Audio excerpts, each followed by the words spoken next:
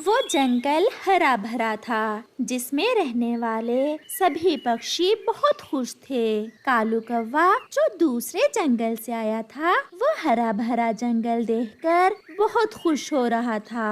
वो सारे जंगल में एक उड़ान लेता है। इधर उधर सब देख लेने के बाद कालू कौवा एक नदी के पास बैठ जाता है।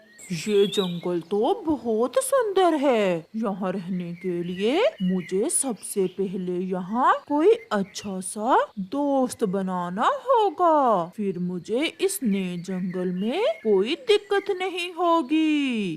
कौवा बैठा ऐसे सोच रहा था कि वहाँ रानो चिड़िया आ जाती है। सुंदर चिड़िया, मैं कालू कौवा हूँ। आज ही दूसरे जंगल से आया हूँ।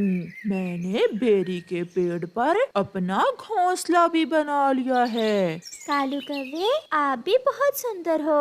हम आपका इस नए जंगल में स्वागत करते हैं। मेरा यहाँ कोई दोस्त नहीं है। मैं किसी अच्छे दोस्त की तलाश में था। क्या आप मुझसे दोस्ती करोगी? हम सभी पक्षी यहाँ मिलजुल कर रहते हैं। आप मुझसे दोस्ती करना चाहते हैं, ये सुनकर मुझे बहुत खुशी हुई है। आज से हम दोनों दोस्त हैं। मेरा घर वो सामने वाले पेड़ पर है। क्या पक्का लकड़ियों का घर है या मेरे जैसा तिनकों का घोंसला? कौवे भैया, मेरा पक्का लकड़ियों का घर है। आप कल आ जाना। मैं आपको चाय भी पिलाऊंगी और अपना घर भी दिखाऊंगी। मैं कल जरूर आऊंगा। तो फिर कल से हम दोनों दोस्त भोजन लेने एक साथ ही जाया करेंगे। मैं कल इंतजार करूंगा आपका। फिर चिड़िया वहाँ से चली जाती है। कालू कौवा भी वहाँ से उड़ता है। रात हो जाती है और कालू कौवा अपने घोंसले में सो जाता है। दूसरे दिन कबूतर, जिसका घर कौवे के घोंसले से थोड़ी ही दूर था, वो कालू कौवे को सोए हुए देखता है। यहाँ पहले तो कोई घोंसला ना था। लगता है ये कौवा नया आया है इस जंगल में और मेरा नया पड़ोसी है। फिर कबूतर अपने घर से मिठाई लेता है और कालू कौवे की तरफ जाता है। उठो उठो कौवे, सुबह हो गई है। कालू कौवा उठ जाता है। मैं कल दूसरे जंगल से आया था। बहुत थका हुआ था। अब ठीक हूँ। वो सामने वाला घर मेरा है। वो पक्का घर? हाँ, वही। वो घर तो बहुत सुंदर है। हाँ, ये घर मेरे पिता ने बनाया था मेरे लिए। आप मेरे नए पड़ोसी हो। मैं आपके लिए कुछ मिठाई लाया था। ये मिठाई आप खा लें। आप तो बहुत अच्छे पड़ोसी हो। बिना कहे ही मेरे लिए मिठाई ले आए हो। मैंने दोस्ती करने में बहुत जल्दी की। उस कमजोर चिड़िया से मुझे क्या मिलेगा? कौवे, क्या सोच रहे हैं आप? नहीं, कुछ नहीं। मैं सोच रहा था कि मैं आपसे दोस्ती करना चाहता हूँ। हम पड़ोसी भी हैं और दोस्त भी। हम रोज मिला करेंगे। एक साथ नदी पर जाएंगे। फिर तो बहुत मजा आएगा। ऐसा कहते हुए कालू कौवा हंसने लग जाता है। फिर कबूतर वहाँ से चला जाता है और कालू कौवा मिठाई खाने लग जाता है। चिड़िया भी अपने घर से निकलती है। ठंड के मौसम में तेज धूप बहुत अच्छी लग रही थी। मैं पहले अपने दोस्त कालू कौवे की तरफ जाती हूँ। उसे भी अपने साथ लेकर फिर भोजन लेने जाऊंगी। ऐसा सोचते हुए चिड़िया कालू कौवे के घोंसले की तरफ जाती है। दोस्त चले, मैं आपको लेने आई हूँ। दोस्त? कौन दोस्त? मैं तुम्हारा दोस्त नहीं हूँ। ये कैसा मजाक कर रहे हैं आप? कल नदी पर आपने खुद ही तो मुझसे दोस्ती की थी। मैं भूल गया था कि तुम एक चिड़िया हो। मुझे कुछ नहीं दे सकती हो तुम। मैंने अभी अभी कबूतर से दोस्ती कर ली है। ये देखो, कबूतर मुझे मिठाई दे कर गया है। तुम्हारे जैसे पक्षी किसी के दोस्त नहीं होते। तुम एक दुष्ट कौवे हो। ऐसा कहते हुए चिड़िया गुस्से में वहाँ से चली जाती है। बेइज्जती हो गई चिड़िया, कमजोर चिड़िया। कालू खुद से ऐसा कहते हुए हंसने लग जाता है। 2-3 दिन गुजर जाते हैं। कालू कौवा कबूतर के साथ ही नदी पर जाता और कबूतर के साथ ही भोजन की खोज में। यार कौवे, कल मैं अपनी बहन के पास जा रहा हूँ। मैं थोड़ी देर से आऊँगा। तुम शाम को मेरा भी भोजन लेते आना। हाँ हाँ, क्यों नहीं। मैं अपने दोस्त के लिए भोजन ले आऊँगा। फिर कबूतर अपनी बहन के पास और कालू कौवा जंगल में घूमने निकल जाता है। कालू कौवा उड़ते हुए जा रहा था कि उसे मीठे मीठे पके हुए अमरूदों की खुशबू आती है। कौवा खुशबू की दिशा में उड़ता है। वो अमरूदों के बाग में पहुंच जाता है। वहाँ एक तोता बैठा हुआ था।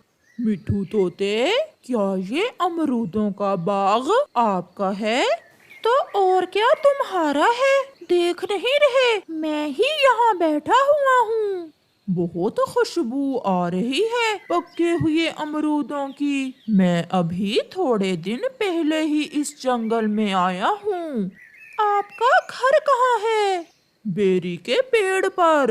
मैं इसी बाग में ही रहता हूँ। जब भूख लगती है अमरूद खा लेता हूँ। बहुत मजे की जिंदगी गुजार रहा हूँ।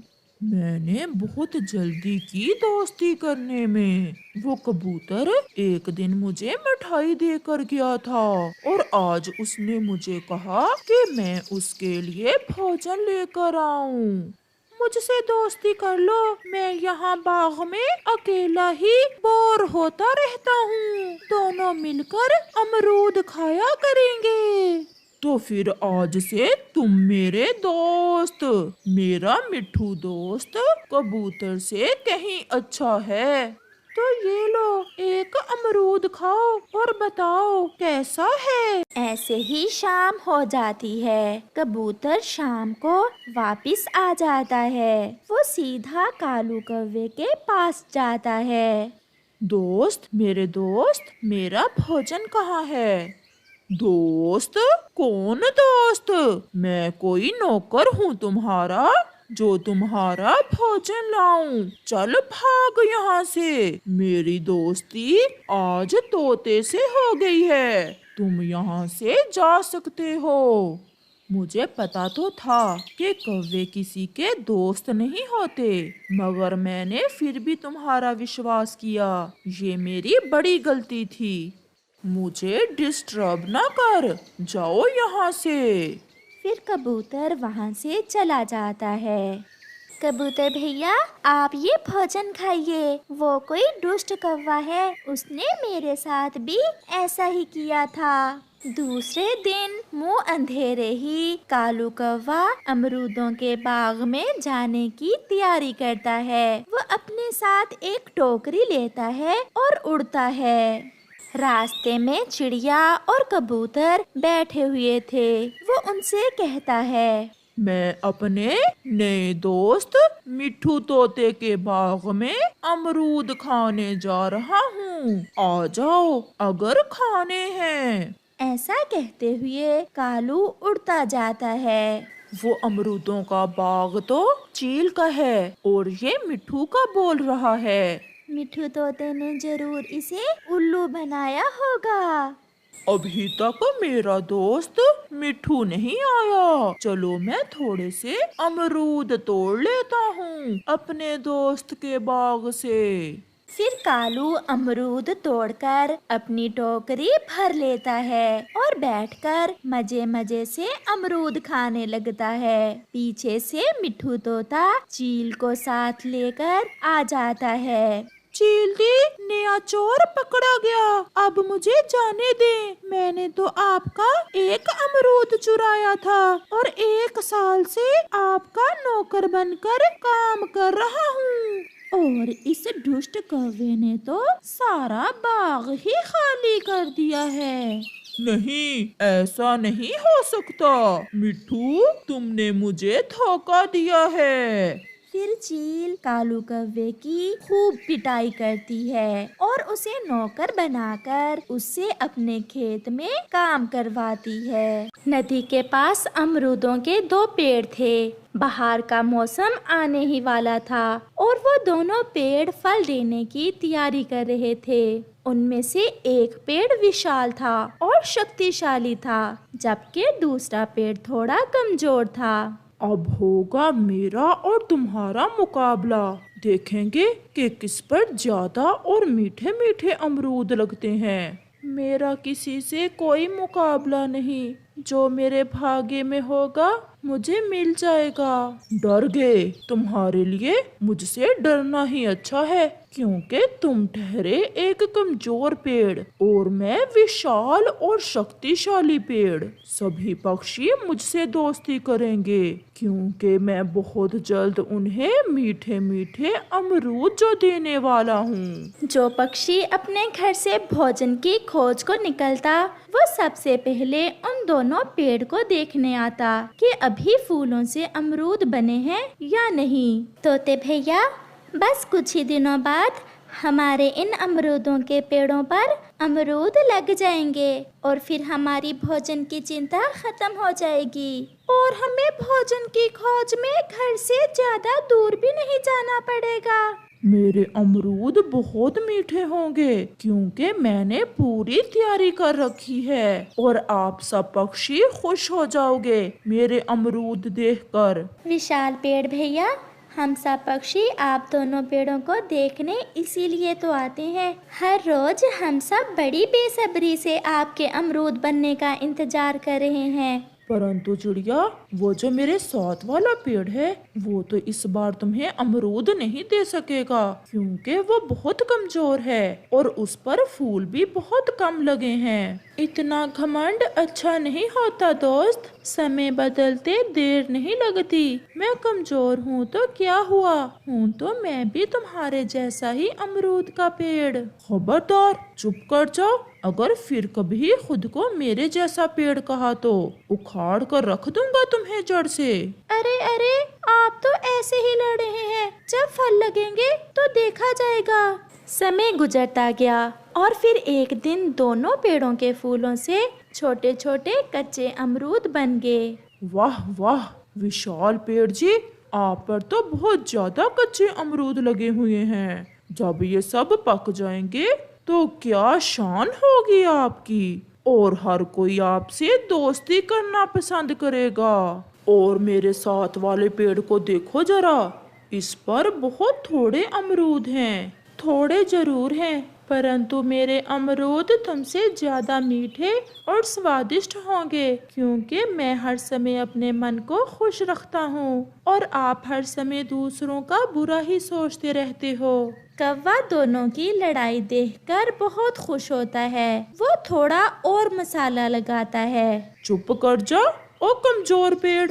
अगर हमारे बड़े पेड़ जी को गुस्सा आ गया तो छोड़ेगा नहीं तुम्हें। ऐसे वो कमजोर पेड़ डर के मारे चुप कर जाता है। चिड़िया और तोता भी वहाँ आ जाते हैं। अरे पेड़ जी, आप क्यों रो रहे हो? मेरा पड़ोसी हर समय मेरा मजाक बनाता है। मैं कमजोर हूँ तो इसमें मेरा क्या दोष है। आज फिर कौवा और विशाल पेड़ मिलकर मेरा मजाक बना रहे थे। आप चुप कर जाएं, कमजोर पेड़ जी। हम अभी जाकर विशाल पेड़ से पूछते हैं। विशाल पेड़ जी, आप अपने पड़ोसी से प्यार से क्यों नहीं रहते? इससे पहले कि पेड़ कुछ कहता, कौवा तुरंत बोलता है, चल भाग यहाँ से। कमजोर को कमजोर नहीं कहेंगे तो और क्या कहेंगे। तुम भी तो उस पेड़ जैसी ही हो।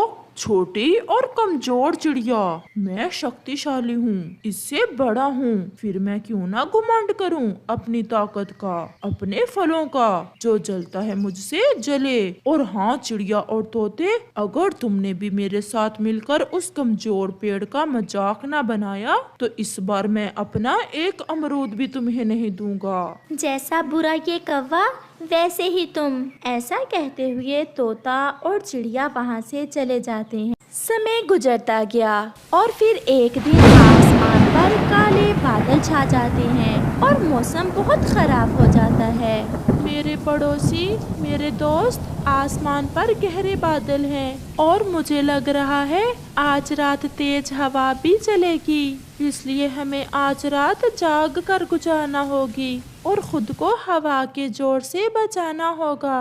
वाह वाह कमजोर पेड़, बड़े भाषण दे रहे हो। भाषण नहीं, मैं सच कह रहा हूँ। मेरे मम्मा पापा बताया करते थे कि जब फल लगने के करीब हो तो तेज हवा का मुकाबला करने के लिए रात को जागते रहना और अपनी जड़ों को मजबूती से पकड़े रखना, क्योंकि हमारे फल तेज हवा से गिर भी सकते हैं, क्योंकि तुम्हारे मम्मा पापा भी तुम्हारी तरह ही कमजोर होंगे। ऐसा कहते हुए वो विशाल पेड़ हंसने लग जाता है। रात हो जाती है और वो विशाल पेड़ गहरी नींद सो जाता है। वो तो ऐसे खर्राटे ले रहा था जैसे घोड़े बेचकर सोया हो।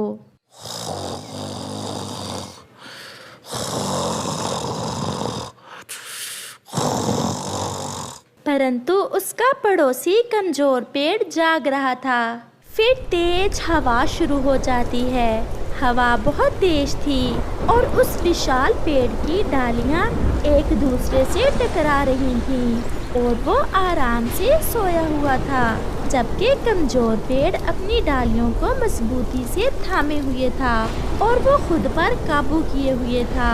रात ऐसे ही गुजर जाती है और सुबह हो जाती है। उठो उठो पड़ोसी, देखो तुम्हें तुम्हारे घुमंड की सजा मिल चुकी है। आपके सारे ही अमरूद पकने से पहले ही गिर गए हैं। वो विशाल पेड़ भी उठ जाता है और अपने नीचे ढेर सारे कच्चे अमरूद देख वो बहुत दुखी हो जाता है। पड़ोसी, जल्दी से मुझे देखकर बताओ कि मेरे ऊपर कितने अमरूद बचे हैं। केवल एक अमरूद बचा है और वो भी छोटा है। फिर कुछ दिनों बाद सूरज की रोशनी और ठंडी हवा से उस कमजोर पेड़ के सारे अमरूद पक जाते हैं, जिन्हें खाने सभी पक्षी आ जाते हैं। देखा विशाल पेड़, आपने घुमंड किया और आपको आपके घुमंड की सजा मिली। परंतु वो घमंडी पेड़ तो ऐसे चुप था जैसे उसे सांप सूंघ गया हो। क्या मैं भी आपके थोड़े से अमरूद खा लूं? कौवा ऐसे कहता है तो वो कमजोर पेड़ मुस्कुराने लग जाता है। तो देखा दोस्तों कि हमें कभी भी घुमंड नहीं करना चाहिए, क्योंकि हमेशा गरूर का सर नीचा होता है।